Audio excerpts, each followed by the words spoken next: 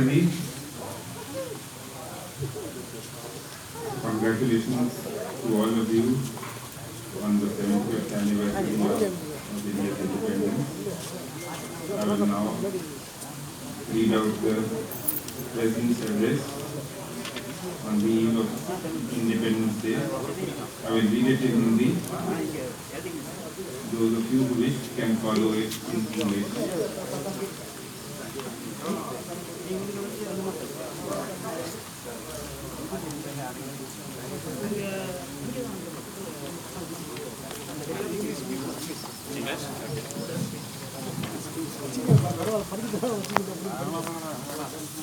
मेरे प्यारे देशवासियों, नमस्कार। 76वें स्वाधीनता दिवस की पूर्व संध्या पर देश विदेश में रहने वाले सभी भारतीयों को मैं हार्दिक बधाई देती हूँ। इस गौरवपूर्ण अवसर पर आपको संबोधित करते हुए मुझे बहुत खुशी हो रही है। एक स्वाधीन देश के रूप में भारत 75 साल पूरे कर रहा है।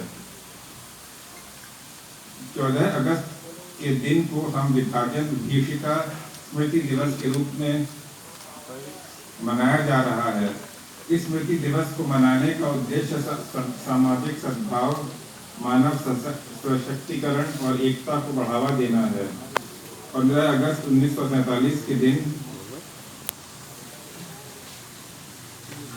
हमने औपनिवेशिक शासन की बेड़ियों को काट दिया था। उस दिन हमने अपनी नियति को नया स्वरूप देने का निर्णय लिया था। उस शुभ दिवस की वर्षगांठ मनाते हुए हम लोग सभी स्वाधीनता सेनानियों को सादर नमन करते हैं। उन्होंने अपना सर्वस्व बलिदान कर दिया ताकि हम सब एक स्वाधीन भारत में सांस ले सकें। भारत की आज़ादी हमारे साथ साथ विश्व में लोकतंत्र के हर समर्थक के लिए उत्सव का विषय है। जब भारत स्वाधीन हुआ तो अनेक अंतर्राष्ट्रीय नेताओं और विचारकों ने हमारी लोकतांत्रिक शासन प्रणाली की सफलता के विषय में आशंका व्यक्त की थी। उनकी इस आशंका के कई कारण भी थे। उन दिनों लोकतंत्र आर्थिक रूप से उन्नत राष्ट्रों तक ही सीमित था। विदेशी शासकों ने वर्षों तक भारत का शोषण किया था। इस कारण भारत के लोग गरीबी और अशिक्षा से जूझ रहे थे, लेकिन भारतवासियों ने उन लोगों की आशंकाओं को गलत साबित कर दिया। भारत की मिट्टी में लोकतंत्र की जड़ें लगातार गहरी और मजबूत होती गईं। अधिकांश लोकतांत्रिक देशों में वोट देने का अधिकार प्राप्त करने के लिए महिलाओं को लंबे समय तक संघर्ष करना पड़ा था, लेकिन हमारे गणतंत्र की शुरुआत से ही भारत ने सार्वभौमिक वयस्क मताधिकार को अपनाया। इस प्रकार आधुनिक भारत के निर्माताओं ने प्रत्येक वयस्क नागरिक को राष्ट्र निर्माण की सामूहिक प्रक्रिया में भाग लेने का अवसर प्रदान किया। भारत को यह श्रेय दिया जाता है कि उसने विश्व समुदाय को लोकतंत्र की वास्तविक क्षमता से परिचित कराया।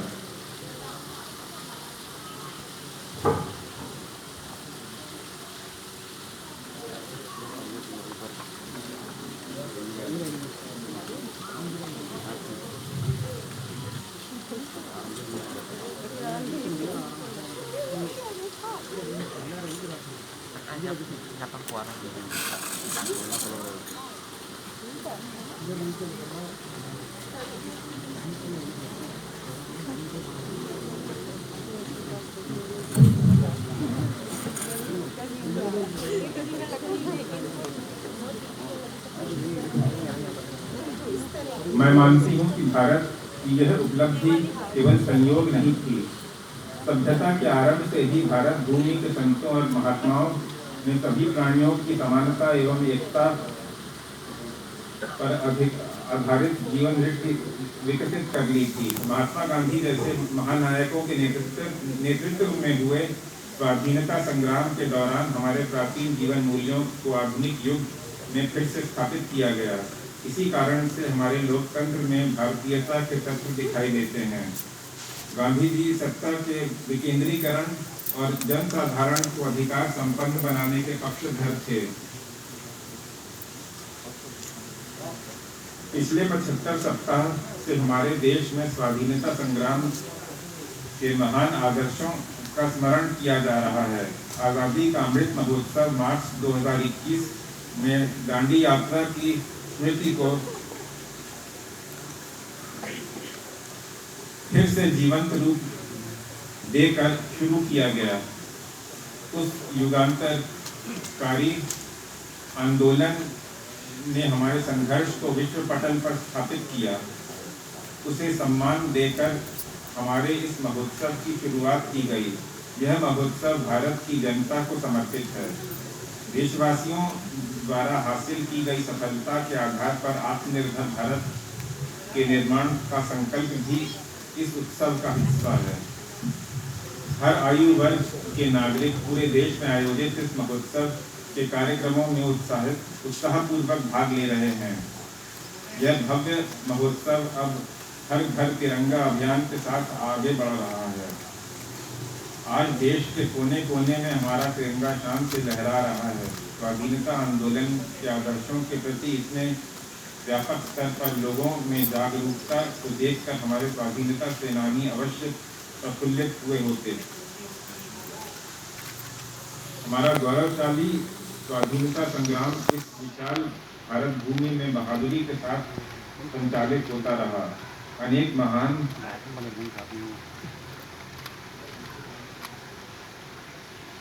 स्वाधीनता सेनानियों ने वीरता के उदाहरण प्रस्तुत किए और राष्ट्र जागरण की मशाल आगे अगली पीढ़ी को सौंपी।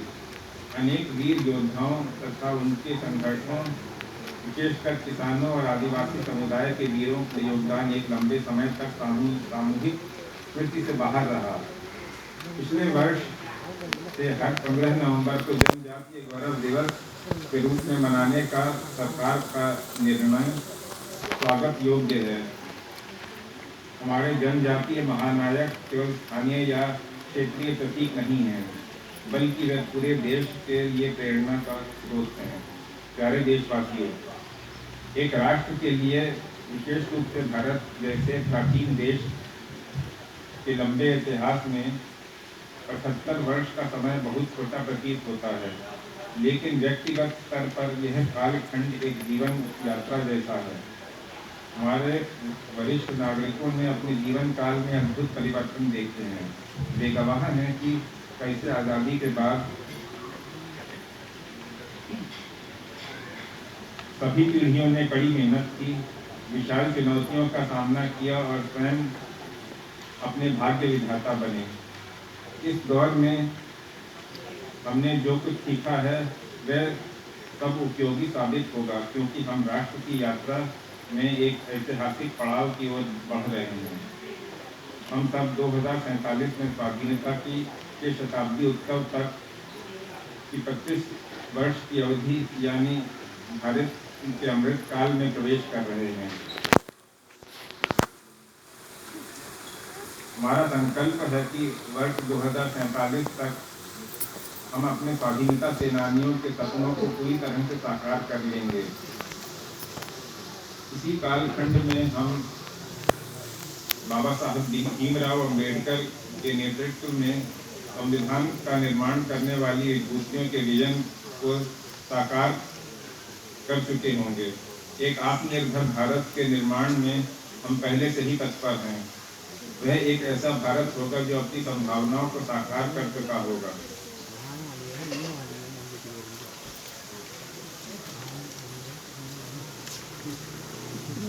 दुनिया में हाल के वर्षों में एक नए भारत को उभरते हुए देखा है, खासकर कोविड-19 के प्रकोप के बाद।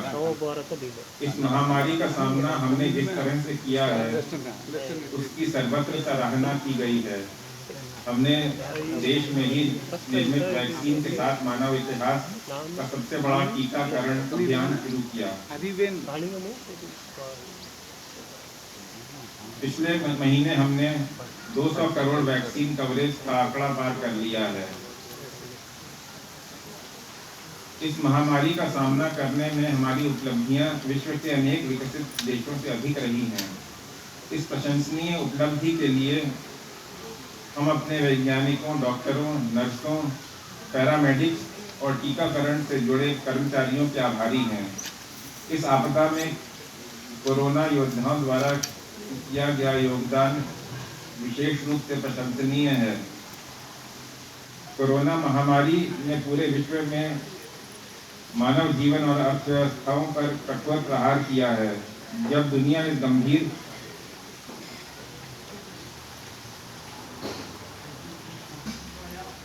संकट के आर्थिक परिणामों से जूझ रही है, तब भारत ने स्वयं को संभाला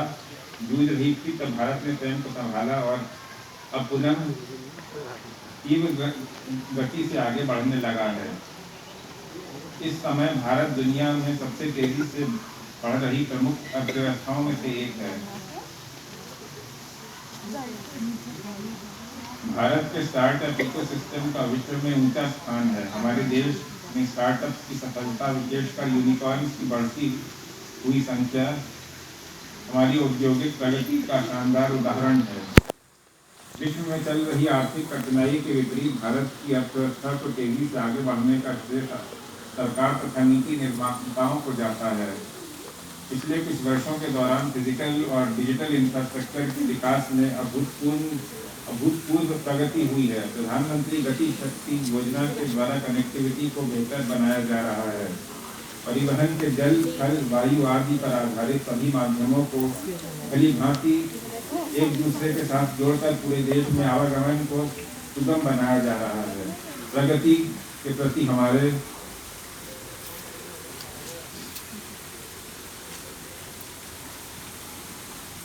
देश में दिखाई दे रहे उत्साह का श्रेय बड़ी मेहनत करने वाले हमारे किसान व मजदूर भाई बहनों को भी जाता है।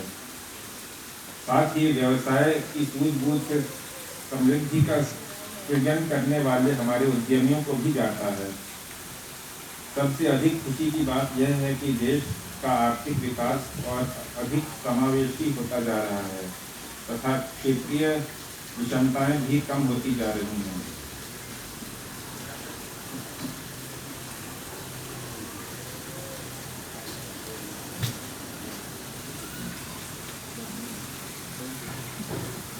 लेकिन यह तो केवल शुरुआत ही है। दूरगामी परिणामों वाले सुधारों और नीतियों द्वारा इन परिवर्तनों की आधारभूमि पहले से ही तैयार की जा रही थी।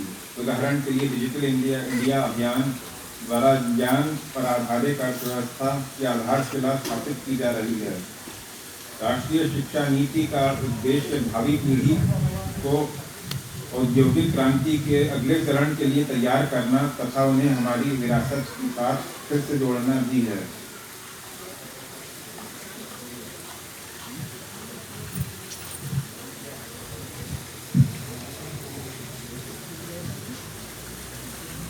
आर्थिक प्रगति से देशवासियों का जीवन और भी सुगम होता जा रहा है। आर्थिक सुधारों के साथ साथ जन कल्याण के नए कदम भी उठाए जा रहे हैं।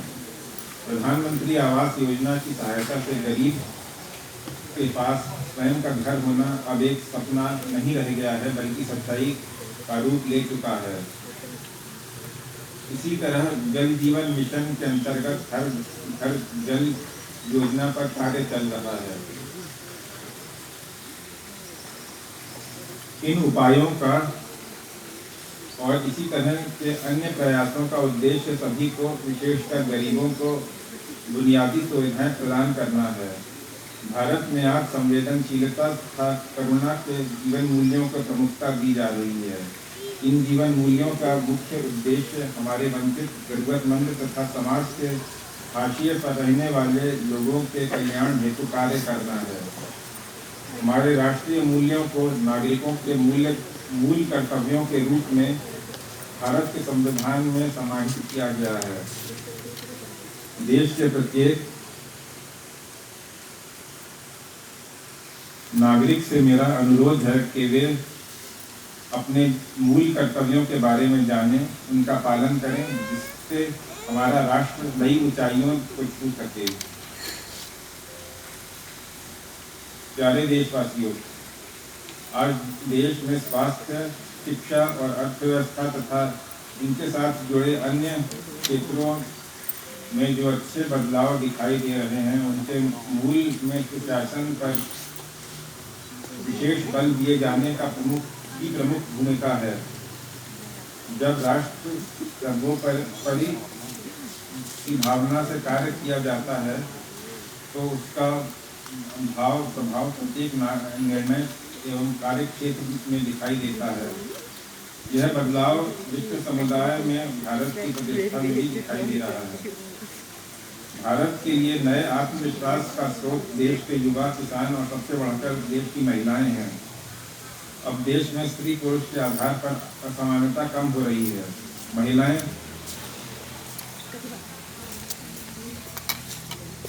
अनेक रूढ़ियों और बाधाओं को पार करते हुए आगे बढ़ रही हैं। सामाजिक और राजनीतिक प्रक्रियाओं में उनकी बढ़ती भागीदारी निर्णायक साबित होगी। आज हमारी पंचायती राज संस्थाओं में निर्वाचित महिला प्रतिनिधियों की संख्या 14 लाख से कहीं अधिक है। हमारे देश की बहुत सी उम्मीदें हमारी बेटियों पर टिकी हुई हैं। समुचित अवसर मिलने पर वे शानदार सफलता हासिल कर सकती हैं। अनेक बेटियों ने हाल में ही संपन्न हुए राष्ट्रमंडल खेलों में देश का गौरव बढ़ाया है। हमारे खिलाड़ी अन्य अंतर्राष्ट्रीय प्रतियोगिताओं में भी देश को गौरवान्वित कर रहे हैं। हमारे बहुत से विजेता समाज के वंचित वर्गों में से आते हैं। हमारी बेटियां फाइटर पायलट से लेकर स्पेस साइंटिस्ट होने तक हर क्षेत्र में अपना परचम लहरा रही हैं।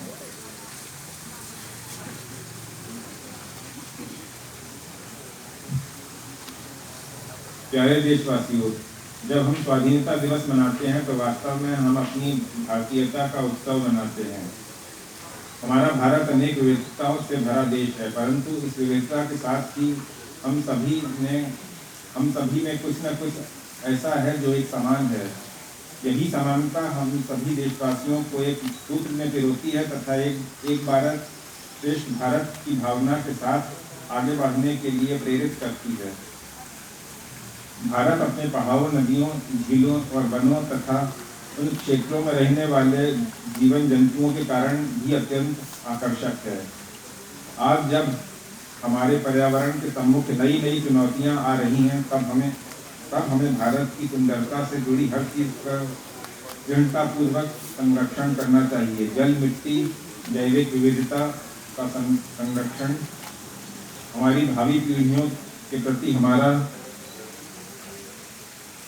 कर्तव्य है। प्रकृति की देखभाल माँ की तरह हमारी भारतीय संस्कृति का अभिन्न अंग रहा है। हम भारतवासी अपनी पारंपरिक जीवन शैली से पूरी दुनिया को सही राह दिखा सकते हैं। योग एवं आयुर्वेद विश्व समुदाय को भारत का अमूल्य उपहार है, जिनकी लोकप्रियता पूरी दुनिया में निरंतर बढ़ रही है। प्यारे देशवासियों, हमारे पास जो कुछ भी है वह हमारी मातृभूमि का दिया हुआ है। इसलिए हमें अपने देश की सुरक्षा, प्रगति और समृद्धि के लिए अपना सब कुछ अर्पण कर देने का संकल्प लेना चाहिए। हमारे अस्तित्व की सार्थकता एक महान भारत के निर्माण में दिखाई देगी। कन्नड़ा भाषा के माध्यम से भारतीय साहित्य को समृद्ध करने वाले महान राष्ट्रवादी कवि कुवेंपु ने कहा है,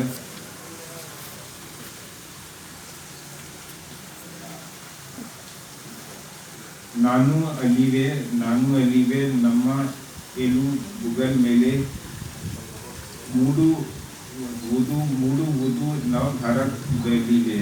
अर्थात मैं न रहूँगा, न रहोगे तुम, परंतु हमारी अस्थियों पर उदित होगी नए भारत की महागाथा। उस राष्ट्रवादी कवि का यह स्पष्ट आह्वान है कि मातृभूमि तथा देशवासियों के उत्थान के लिए सर्वस्व बलिदान करना हमारा आदर्श होना चाहिए। इन आदर्शों को अपनाने के लिए